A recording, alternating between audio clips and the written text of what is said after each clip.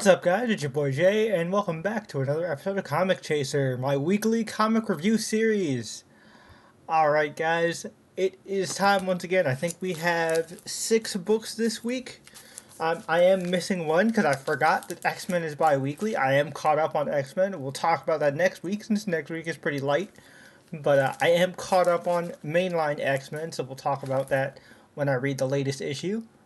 But we got 6 books this week, as per usual.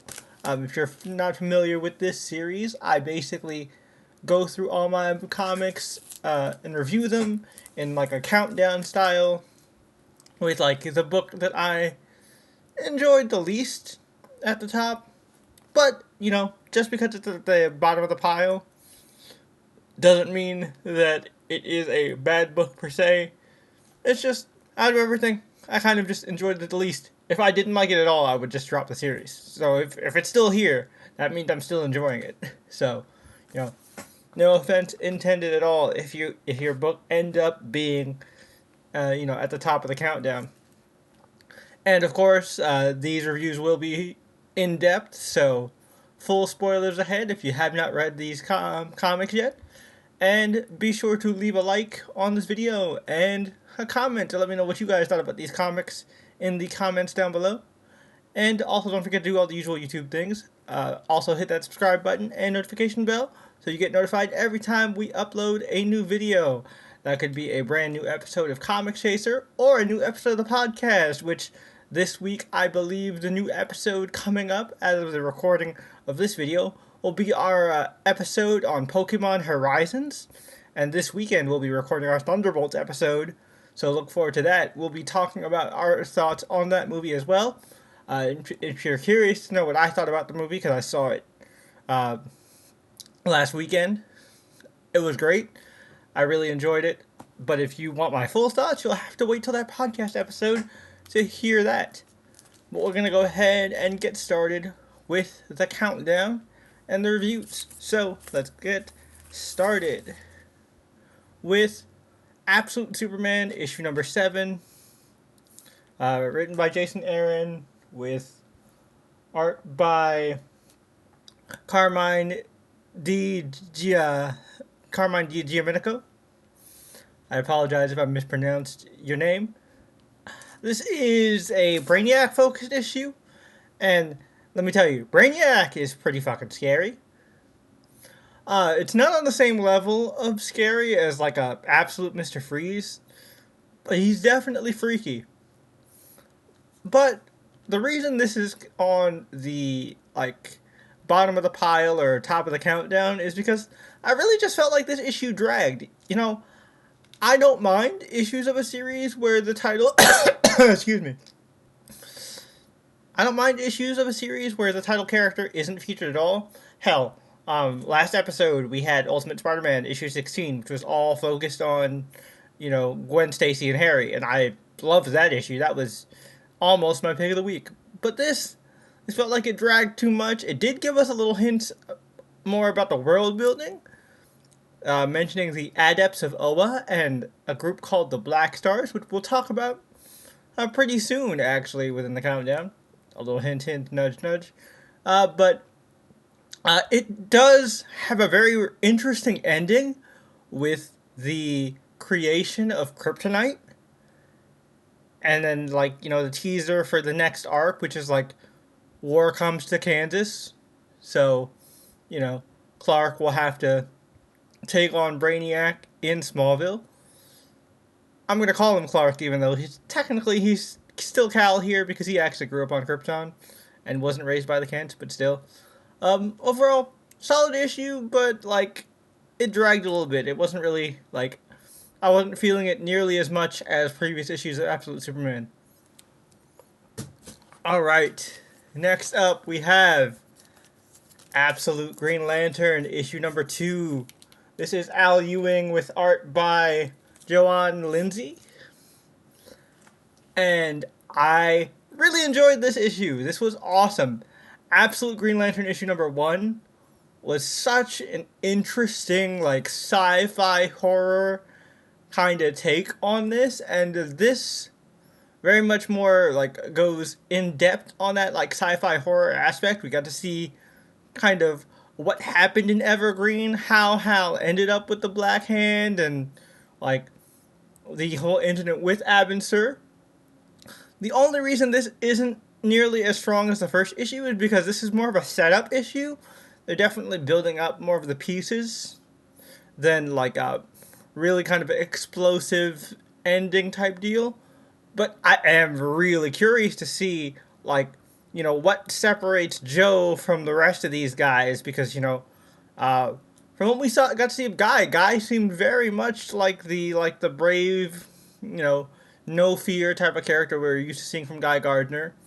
Uh, I still am very curious to see how Hal ended up with the Black Hand, and he mentions Black Star in this, which was brought up in the Superman issue, and that has some kind of connection to Oa as well. So very curious, and like they talk about the different levels of light, so the spectrum has something in play in here. So again, a lot of curiosity is triggered in this issue for me.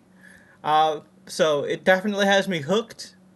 But this was more of a setup, so like, nothing really kind of blew me away. Like, oh shit, that man, I need to know what happens next issue. I mean, I'm still very intrigued, but like, nothing. There was no like big holy shit moment in this to be like, oh man, you gotta read this. But still, if you really enjoyed the first issue, this is a really solid follow up.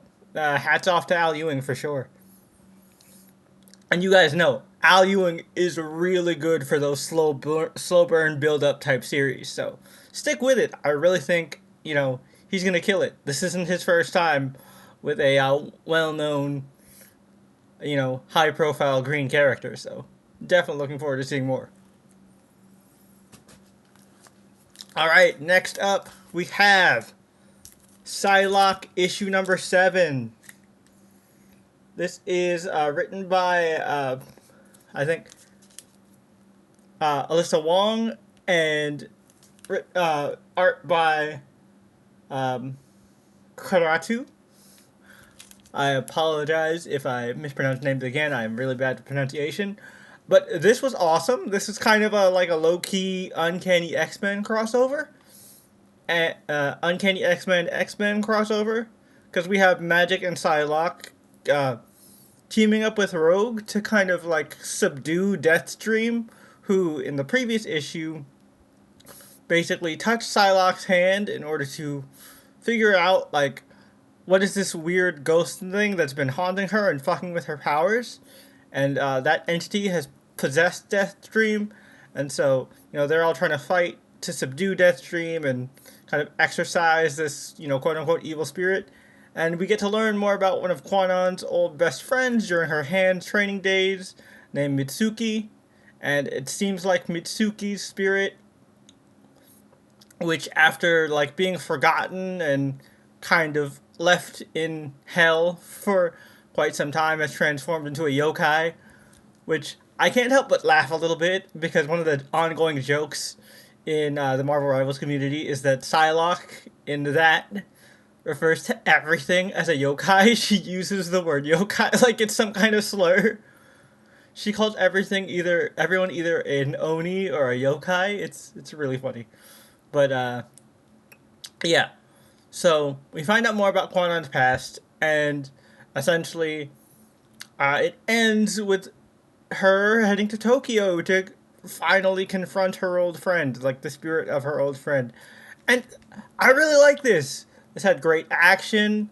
I also, just a little kind of subtle touch here, I love the dialogue in this, and I really enjoy that Rogue's eyes are written as ah, like AH, because with the southern accent it's like, I'd like you to let go of my boy, please.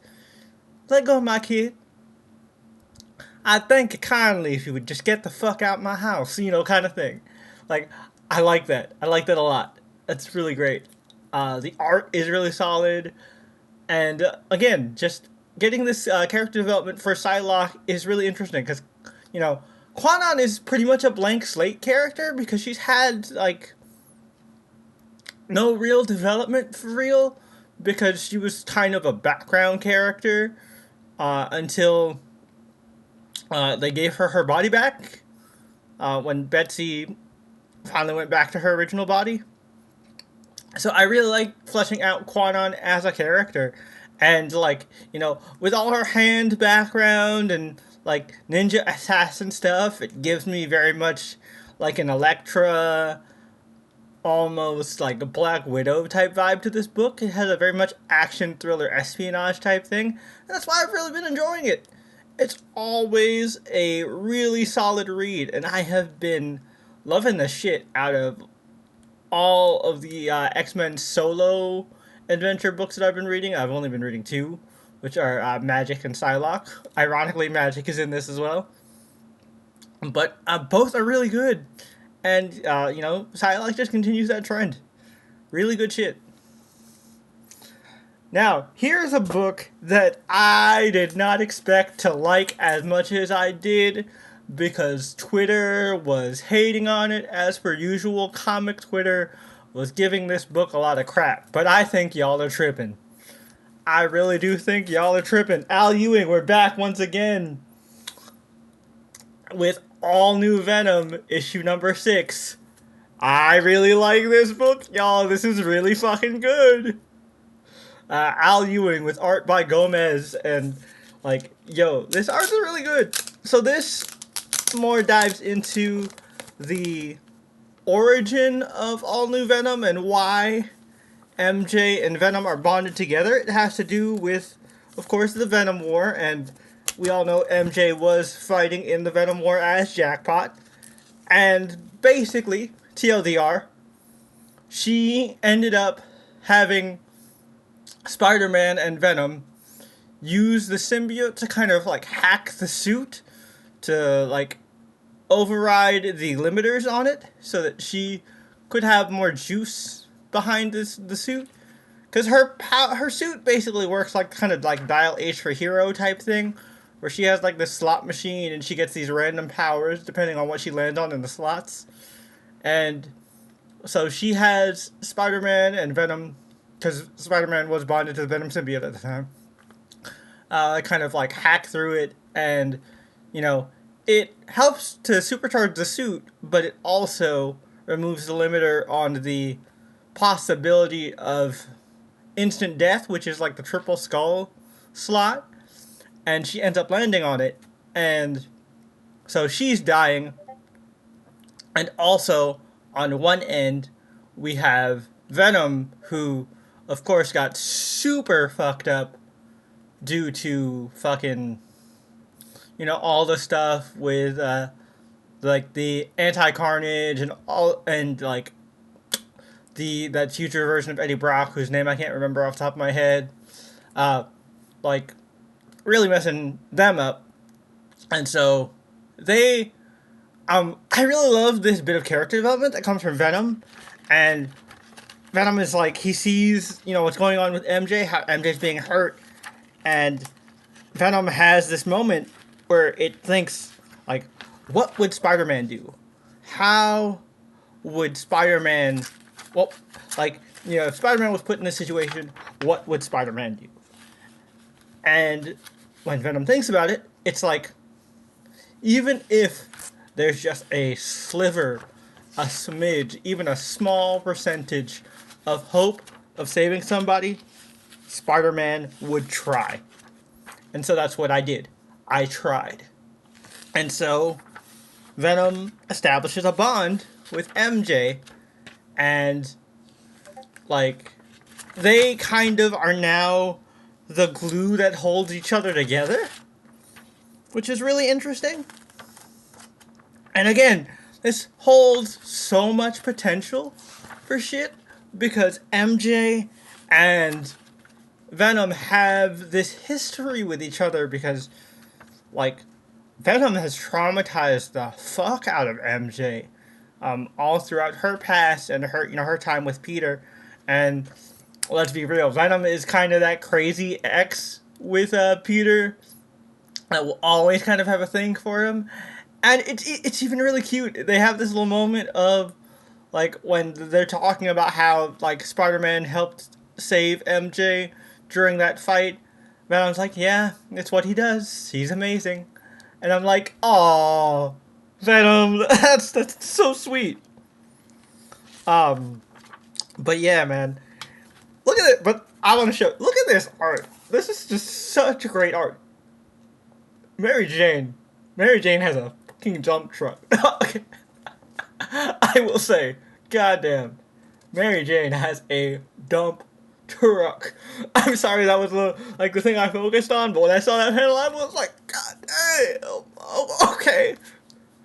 But also, you guys, I know everybody is like angry at this book. They're like, oh my god, I hate it here. Like MJ with Venom is so stupid. Fuck, why is Paul still here? You guys, there's a lot of story potential with Venom in this. Venom has some really great character development, and also, guess what? Paul is getting cucked. If you didn't hear me loud and clear, I'll say it like with more volume and much more clearly. Paul is getting cucked by Venom, which is the funniest shit. And I'm kind of here for the downfall of their relationship. Now, I'm not delusional. I know how Nick Lowe and Spider-Man editorial works. This will not lead to MJ and Peter getting back together. I'm not delusional. That's not going to happen. But this still might lead to the end of MJ and Paul. And hopefully, after all this, we won't have to see Paul's bitch ass ever again. And I'm kind of rooting for that.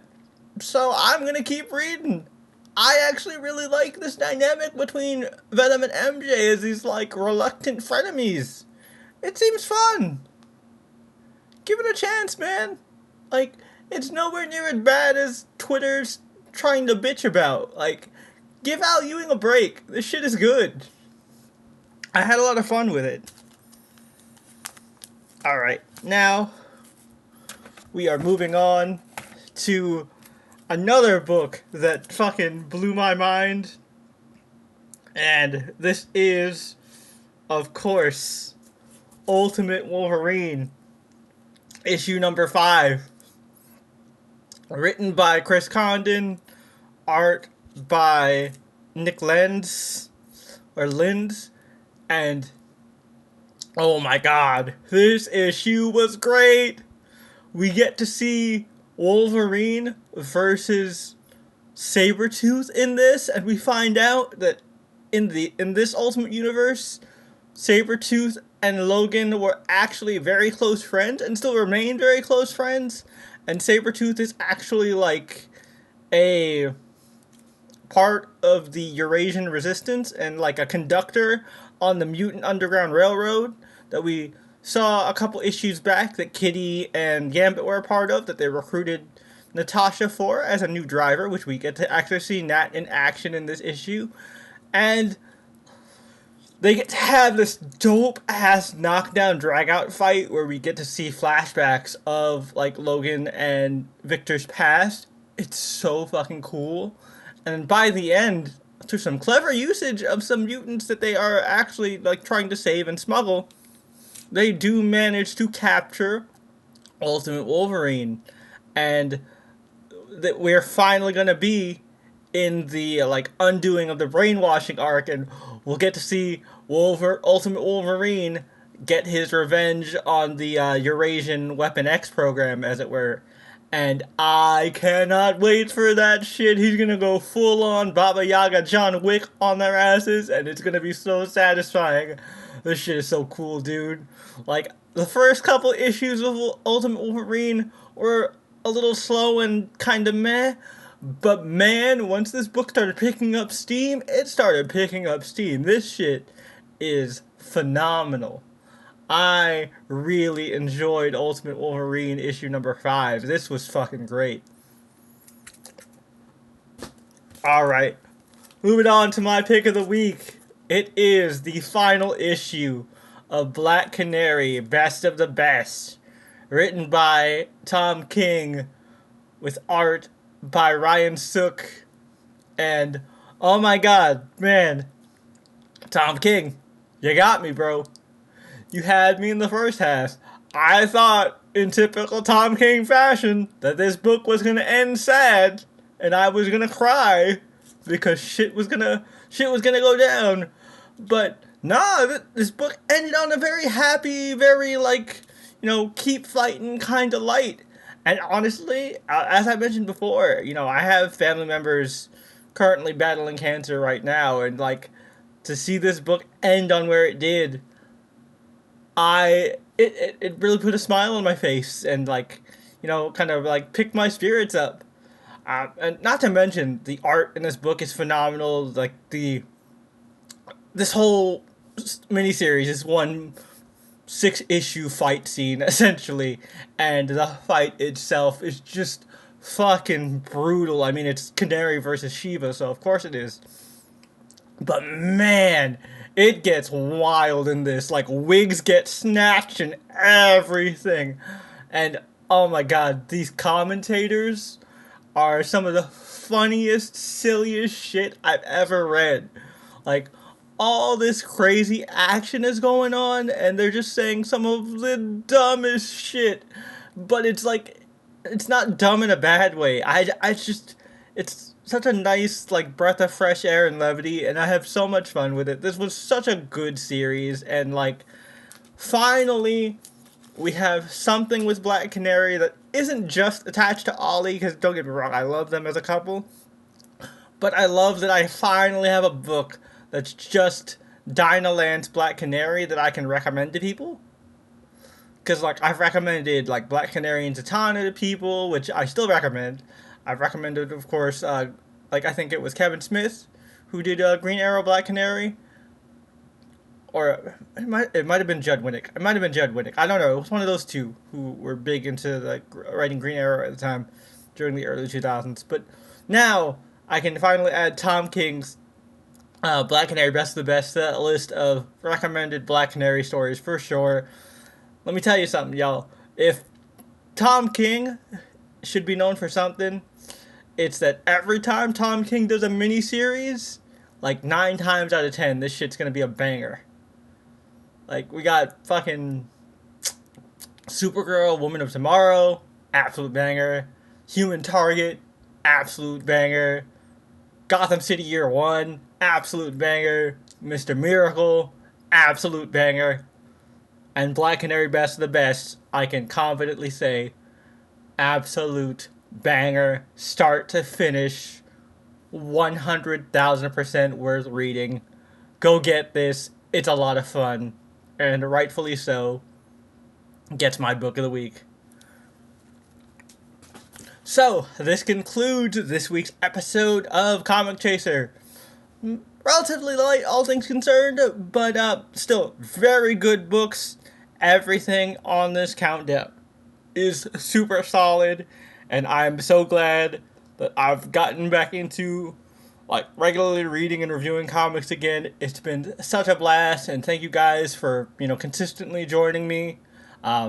This series has been doing pretty well on the channel, all things considered, and it's all thanks to you guys. So I just want to take the time to thank you.